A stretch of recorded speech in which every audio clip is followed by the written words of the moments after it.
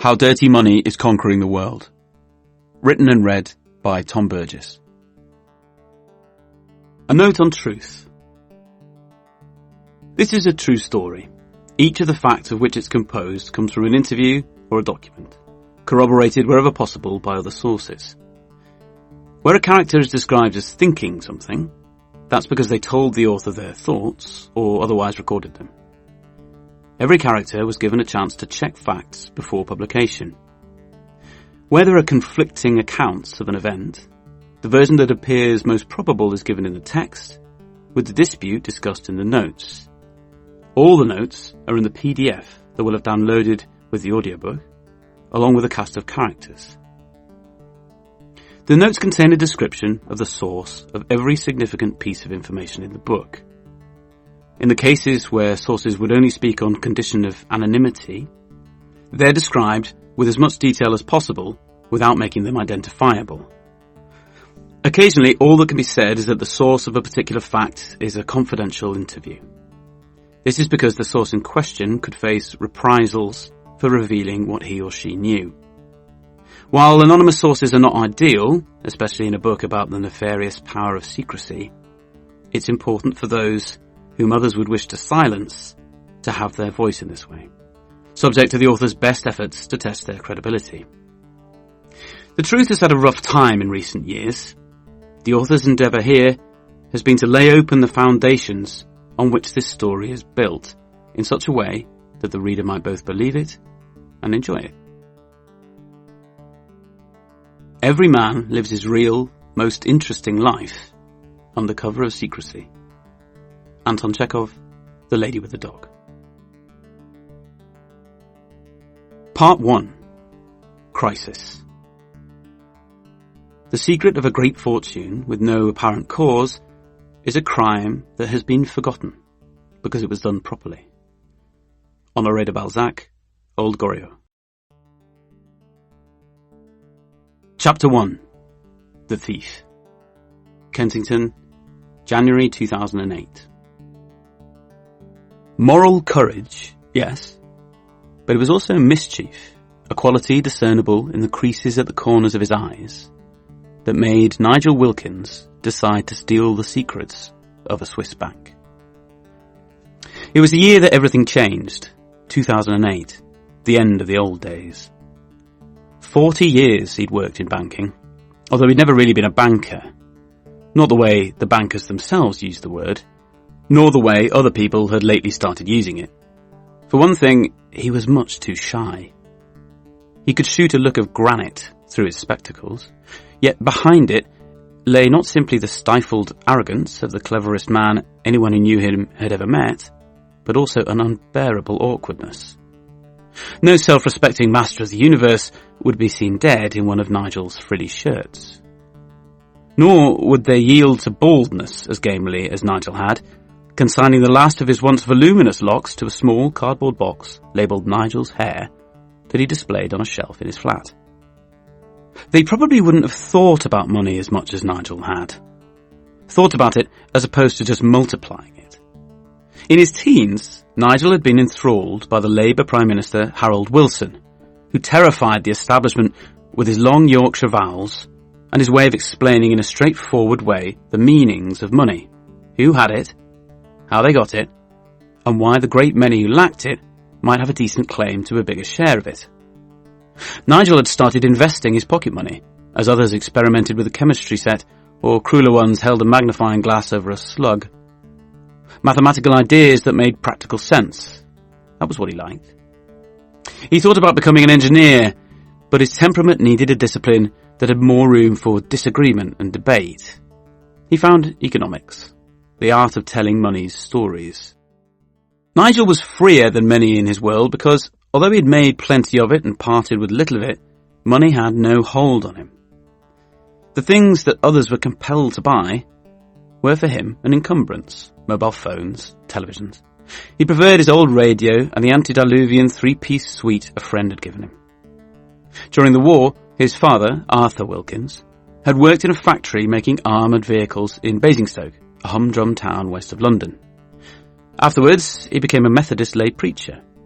Nigel Charles, his second and final child, was born on the hinge of the century, March the 19th, 1950, into a generation for whom frugality, after it ceased to be the only option, became either a penance for others' greater sacrifices or a curse to be lifted with material excess. Nigel's great treat would be a first-class ticket for a long train ride, mainly to savour the complimentary scrambled eggs. Perhaps a bit of cake later, after listening to an edifying talk. At his flat, 4 floors up in Kensington, a brisk walk from Buckingham Palace or the Royal Parks, less brisk when his chest gave him trouble, he would repair rather than replace. On the mantelpiece stood a photograph of him on a rare holiday aboard a canal boat. The bookshelves were full of economics, finance, international law. Behind the corporate veil, infectious greed. What is Sarbanes-Oxley? If these were the tools of his vocation, the Thomas Hardy novels were his solace. He turned to them so often that the titles on their cracked spines were scarcely legible. Jude the Obscure was his favourite. Perhaps he saw himself in Jude.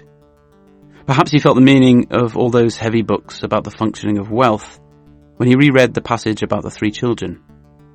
They're found hanging beside a note that reads, "Done because we are too many." Nigel had a single self-help volume too, Overcoming Depression. It looked as though it had never been opened. Nigel had been a quiet child, but with adulthood had emerged a distrust of authority that could approach contempt. For university, he'd moved to the ideal place to indulge this antagonistic streak. Manchester, a city whose inhabitants made a joyful art of insubordination and were prepared to suffer for it. They spoke of the Peterloo massacre as if they remembered it. They took pride in the workers who had accepted destitution as the price of standing against the slave-owning Confederate suppliers of the cotton for their mills. It was Manchester that had engendered the Industrial Revolution and all that flowed from it, including the Labour Party, whose branch in Kensington, where the average income was the highest in the land, would have, in Nigel, an unwavering candidate in its quixotic campaigns to win control of the municipal council. His comrades noted his effectiveness as a needler of the powerful and called him the Exocet, a missile that's hard to detect until it detonates. Nigel would joke, a half-joke, it seemed to those who heard it, that he couldn't say what he did for a job because it was secret. He'd studied criminology as well as economics, but for most of his career had done nothing more cloak and dagger than economic research. Bankers would hire him to suggest what the next chapters of money stories might be, and he would sketch the scenarios, projecting himself into the mind of the classical economist's stock character, rational and law-abiding. Then he'd taken a position in the enforcement division of the Financial Services Authority, the body that oversaw British banks. Here, he thought at first, he'd finally found his natural habitat. Nigel was a stickler, the sort who never let you get things done the easy way. At the FSA, he'd soon despaired of what he felt was a reluctance to go after financial crime. Happily, at just that moment, there appeared an opportunity for mischief, the sort that brought forth Nigel's flat, tight-lipped smile. But Charlotte Martin was anxious. She knew Nigel better than anyone did. They'd met through one of the campaigns Nigel conducted against those he perceived to abuse their power, in this case, the landlords of London's leaseholders. As far as Nigel was concerned, the landlords were using feudal rights to blackmail their tenants, Charlotte among them.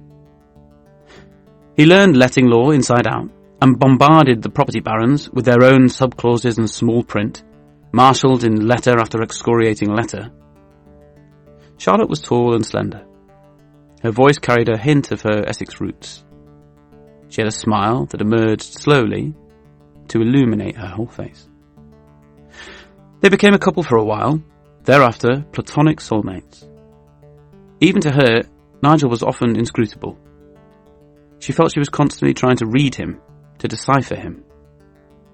But when he told her that he'd taken a job as something called a compliance officer at the London office of a Swiss bank, she was sure it would bring him no good. Swiss bankers would push his buttons, she warned him. Nigel was having none of it. This was his chance to get on the inside. He would be a watchdog in sheep's clothing.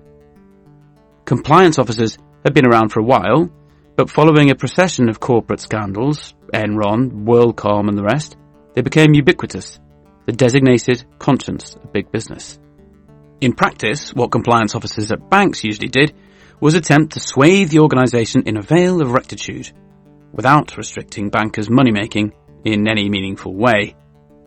Nigel's approach would be precisely the opposite. "I can force them to comply," he told Charlotte. His eagerness did nothing to put her at ease. She told him again, "Don't go to BSI." But he went, and, for a while, no ill came of it. That had been 2 years ago, back before everything changed. But Nigel could see what was coming now. Finance, making money from money, was collapsing, for the moment at least. 22 days into 2008, the US Federal Reserve made emergency cuts to interest rates. On every surface of Nigel's flat lay a clipping from the business pages or a lengthy proposal to constrain financiers.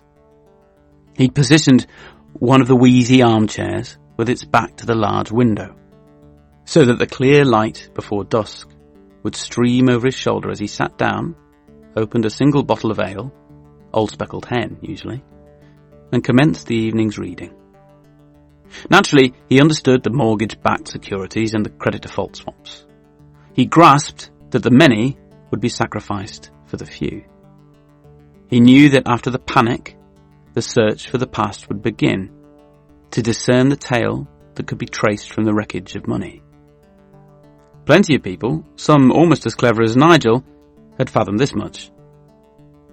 But what Nigel started to realise as 2008 got going was that everyone would be digging for the past in the wrong place. Nigel's father used to say that anyone who did wrong would get what was coming to them. His son thought that principle needed some enforcing. In a battered old notebook with 1970s-style laptop on the cover, he recorded the suspicions he'd formed as he shuffled daily to and from BSI's office in the City of London. He had, he wrote, stumbled upon the world's biggest fraud. And there was something else, something deeper. Nigel sensed it faintly, with a shiver, connected somehow to what was happening to money. Far away, the screams of the tortured, the silence of the dead. Chapter 2. A Feast. Whitehall, February 2008. In February 2008, while it was just about still possible to pretend the crisis wasn't happening, a tall, lean billionaire with a thin face and receding hair made his way to the banqueting house on Whitehall. Around the corner in Downing Street, the Chancellor of the Exchequer was nationalising a failed bank, Northern Rock. Here, as across the West, the bailout of the financial system had begun, a transfer of public wealth to private pockets that ranked in scale alongside the one that had made this and many other billionaires' fortune the previous decade. Crisis was all around, but the chamber of rare beauty into which the oligarch now stepped was a place apart. It stood a half-hour walk along a bend in the Thames from the city, as it had, since James I, commanded from the architect Inigo Jones, somewhere to indulge his love of masks, the lavish performances at which the royals could move among their subjects in disguise. James's heir, Charles I, commissioned Rubens to paint for the ceilings 9 panels in homage to the divine right of kings to rule with absolute power. In January 1649, those images were among the last things Charles saw, when, wearing 2 shirts so as not to shiver in the winter chill, he was led through the feasting hall to the scaffold erected outside the building, condemned as a traitor by Parliament. Now the cherubs and the lions, the swirling triumphs of the virtues over the vices, of wisdom over ignorance, looked down on places set for 7 courses, and a Kazakh string quartet playing their counterpoints and harmonies. The oligarch's name was Alexander Mashkevich. His many, many friends called him Sasha, For all his wealth, Sasha retained something of the academic he used to be, albeit one with a gaudily expensive wardrobe. Perhaps it was the spectacles, or the precise thatch of his moustache. When he spoke English, it was with what an undiscerning Westerner would hear as the standard thick Russian accent. Sasha did hold Russian nationality, and had spent stints of the tumultuous 90s in Moscow, but he was in fact Kyrgyz. His mother had been a distinguished prosecutor back when Kyrgyzstan was a province on the Asian fringe of the Soviet Empire. Young Sasha had been bright. He developed a mastery of language and secured a position at the university in Bishkek, teaching philology. A life of obscure lecturing lay ahead of him. Then, capitalism happened. Suddenly, there was a new thing to be, a businessman. Not just any businessman. Sasha wanted to be a superstar businessman. He would liken himself to the author trying to write a bestseller.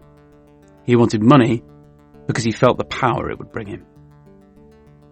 It was 3 years since Sasha's name had first appeared on the Forbes list. Next to it, his net worth, as they called it, $1 billion. He was, along with Bill Gross, Martha Stewart, Michael Milken, Wilbur Ross, and 66 others, the joint 620th richest person in the world. That was a triumph, for sure, and now a greater one. Here he was, among the money kings, in the flesh, welcoming luminary after luminary to the banqueting house. Ivan Glazenberg was there. He ran Glencore, a commodities trading house based in Switzerland, and probably exerted more influence over the flow of the global economy's raw ingredients than any man living. Benny Steinmetz, a diamond baron from Israel, had shown up too. Sasha liked precious stones. He wore shoes encrusted with them. But Sasha, like the monarchs in whose place he now sat, knew, as they had learned, that even apparently boundless power is never absolute. He and his two partners, both fellow Central Asian billionaires, were known collectively in the city as the Trio. They drew their fortunes from the wondrous rocks beneath an expanse of steppe and mountain 10 times the size of the United Kingdom. Kazakhstan was a land of nomads and horsemen, and to its proud ruler's intense vexation, Borat.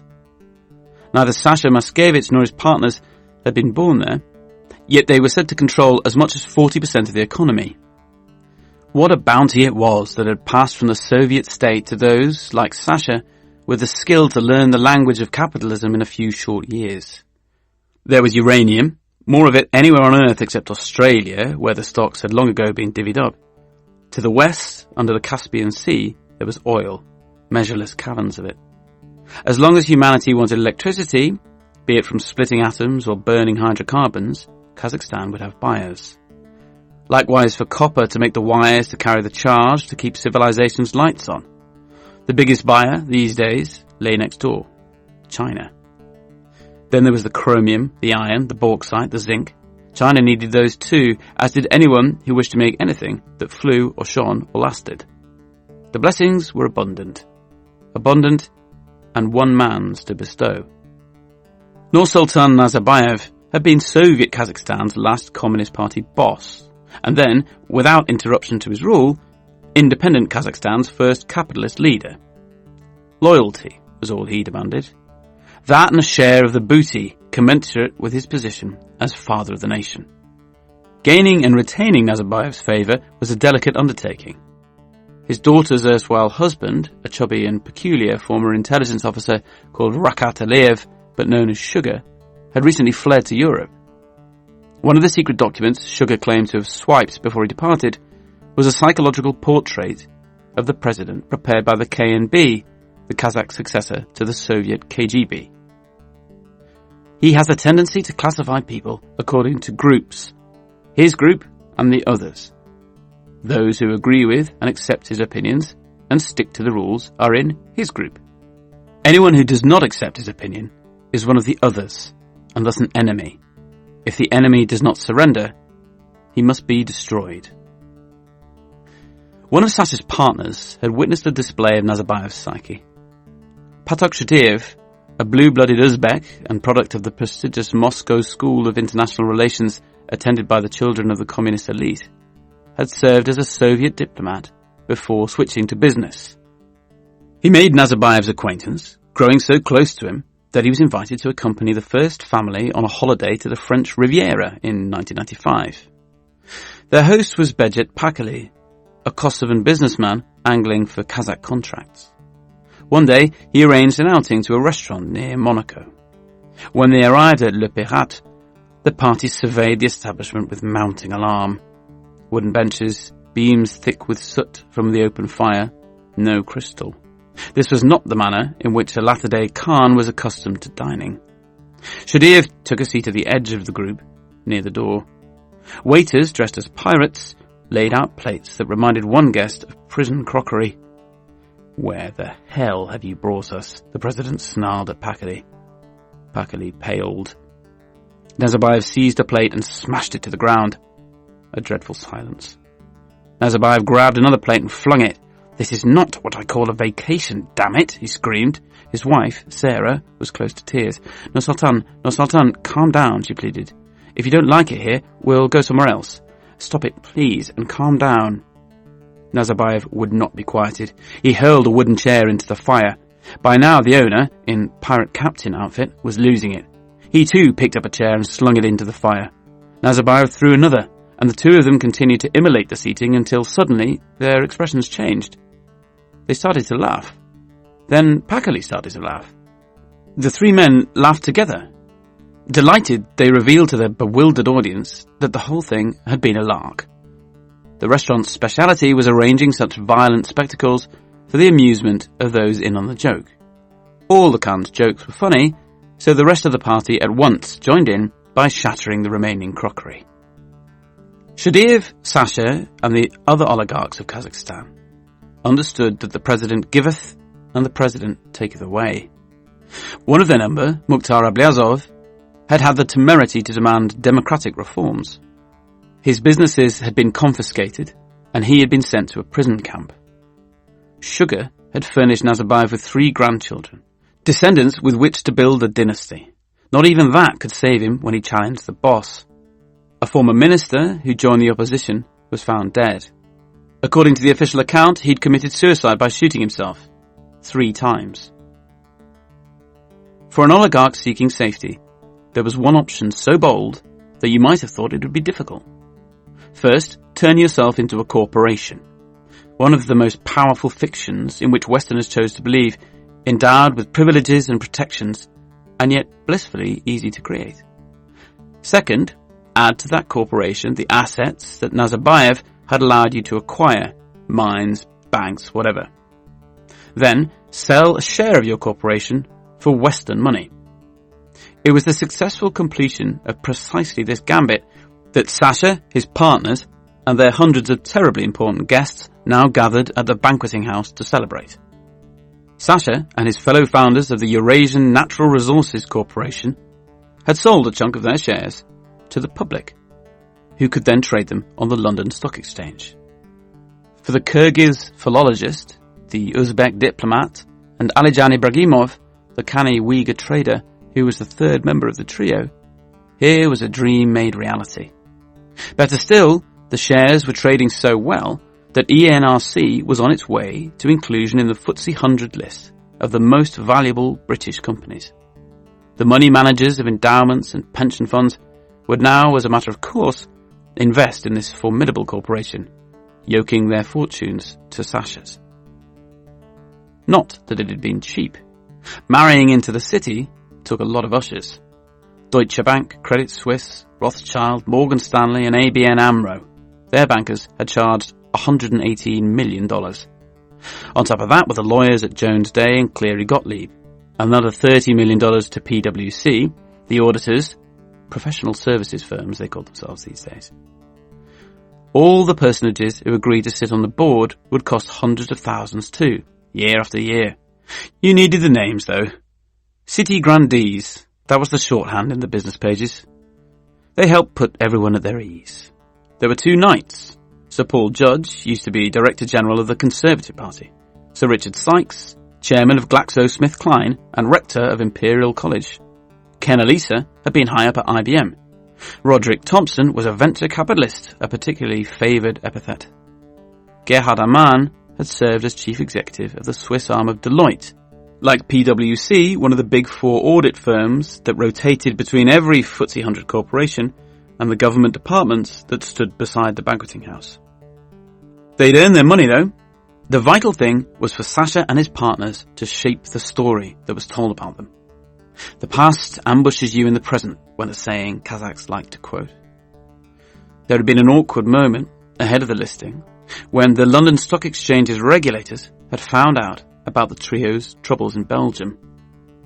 Years before his fall, back when he still worshipped his father-in-law, the hapless schemer Sugar had been looking for a way to weaken the trio's position in Nazarbayev's court and improve his own. He attempted to achieve this by claiming to the Belgian authorities that the trio, among others of his enemies, were using bribes they had extracted from Western investors in Kazakhstan to buy splendid properties in the West, specifically Brussels. Investigators in Europe followed Sugar's lead further than he'd meant them to. They discovered Nazarbayev's own secret bank accounts. The Belgians opened a case against the trio on suspicion of laundering money, the offence of making the proceeds of crime look like everyday money.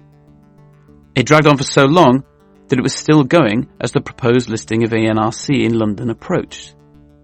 But if the trio feared they might be deemed undesirable as a result, they'd underestimated the city's thirst for their money. A cordial agreement was reached. ENRC shares would begin to trade as planned, but the trio themselves would refrain from sitting on the corporation's board, even though they would still own almost half the stock. And the authorities went further still to make them feel welcome. A Credit Suisse banker, James Lee Pemberton, persuaded the regulator to bend the rules and allow the trio, the Kazakh state, and another oligarch who between them owned the NRC, to place just 18% of the company's shares on the market, sacrificing a minimal portion of control to attain the sanctity of a London listing. Just in time, too. The perceptive in the city could see that their long run of ever more perfect freedom, beginning with Margaret Thatcher's Big Bang and advancing, to their pleasant surprise, under Tony Blair's New Labour, was facing a prolonged interruption when the masses worked out that they had been left with the bill for the incipient crisis. The new money men of the former Soviet Union shared with the libertarians of the city a loathing for the state. They had done splendid business together, the industrial triumphs of the proletariat laid out in lavish stock market prospectuses. At the exchange, there were handsome bonuses for bringing in listings. One executive there concluded, why wouldn't ENRC or anyone else come to London? We invited them. They didn't have to knock too hard. The London bankers' and lawyers' private pursuits matched those of the oligarchs and their retinues. The finest of the finest prostitutes. Any drug you want. Different batches of girls. Limitless money. Limitless. No one could tell you the hour or the day when it happened, but that time had ended and another had begun. The crisis was the obvious reason. Everyone was talking about it every minute. You couldn't get away from it. And yet, changes more profound were taking place far beneath, in the black aquifer of secret money. Here and there, those shifts rippled to the surface, causing disturbances whose meanings were hard to discern. When police in Moscow detained a corpulent 61-year-old Ukrainian called Sergei Schneider in the evening of January the 23rd, 2008, on suspicion of tax dodging, some thought it was a message, others an almighty blunder. A spokesman for the Russian Interior Ministry claimed that it was only after 50-odd officers in balaclavas had arrested the portly fellow during a raid on his business partner that they realized Sergei Schneider was just one of his many aliases.